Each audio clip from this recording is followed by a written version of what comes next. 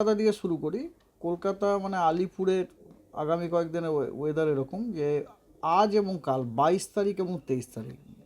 22 তারিখ বলতে বোঝাচ্ছি 22 তারিখ সকাল 8:30 থেকে 23 তারিখ সকাল 8:30 পর্যন্ত। কাল মানে 23 তারিখ সকাল 8:30 থেকে 24 তারিখ সকাল 8:30 পর্যন্ত। এই সময় আপনার কলকাতাতে পার্টলি ক্লাউডি স্কাই এবং মডারেট রেন এবং থান্ডারস্টর্ম হওয়ার সম্ভাবনা আছে, ঠিক আছে।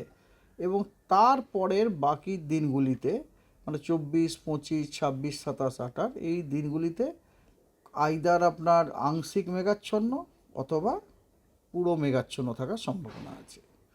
আর মিনিমাম টেম্পারেচার কলকাতাতে, আমি এটা কলকাতা বলতে আমি আলিপুর বলতে চাইছি, মিনিমাম টেম্পারেচার মোটামুটি 19 থেকে 22-এর মধ্যে এটা ভ্যারি করবে।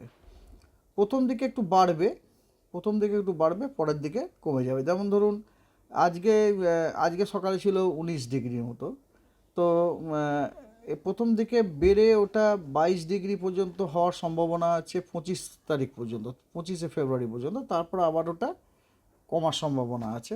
তবে এই যে বাড়া বা কমা এগুলো সবই খুব একটা বেশি মাত্রায় নয়, এই ডিগ্রি 2-1-এর মতো আর কি, ঠিক আছে। আর ম্যাক্সিমাম টেম্পারেচারও মোটামুটি আপনার 27 থেকে 29 ডিগ্রির মতোই থাকার সম্ভাবনা আছে। এটা গেল আপনার কলকাতা আপনার আলিপুরের কথা বললাম। কলকাতাতে আরেকটি স্টেশন আছে দমদম, সেখানে ওই একই আজ এবং কাল অর্থাৎ 22 তারিখ 23 তারিখ রেন অর থান্ডারস্টর্ম শাওয়ার হওয়ার সম্ভাবনা আছে। আজকে আপনার দমদম এরিয়াতে স্ট্রং গাস্টি উইন্ড থাকারও সম্ভাবনা আছে।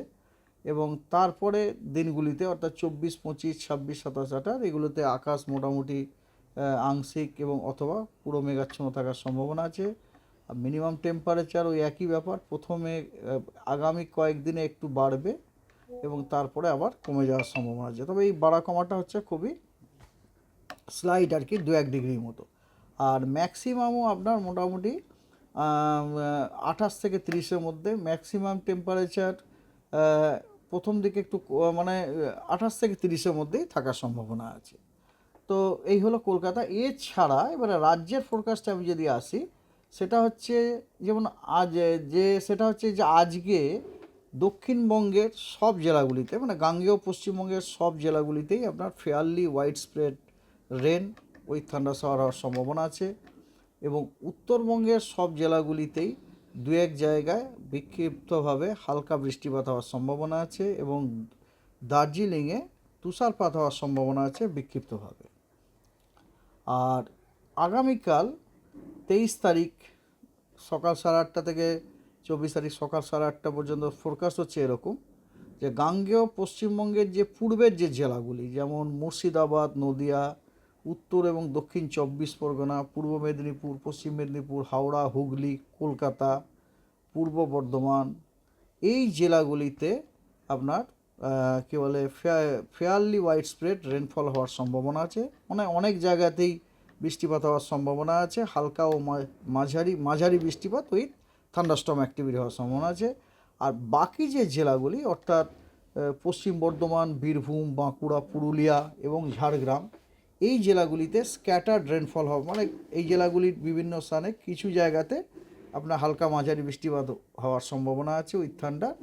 আর উত্তরবঙ্গের মালদা, দার্জিলিং এবং কালিম্পং এই জেলা তিনটিতে কিছু জায়গাতে হালকা মাঝারি বৃষ্টিপাত হওয়ার সম্ভাবনা আছে, দার্জিলিংয়ে তুষারপাত হওয়ার সম্ভাবনা আছে। এবং উত্তরবঙ্গের আপনার বাকি জেলাগুলিতে বিক্ষিপ্তভাবে 2-1 জায়গায় হালকা বৃষ্টি হওয়ার সম্ভাবনা আছে। এটা গেল 23 তারিখ। 24 তারিখে গাঙ্গেয় পশ্চিমবঙ্গের কেবলমাত্র পশ্চিম এবং পূর্ব মেদিনীপুর এবং দক্ষিণ 24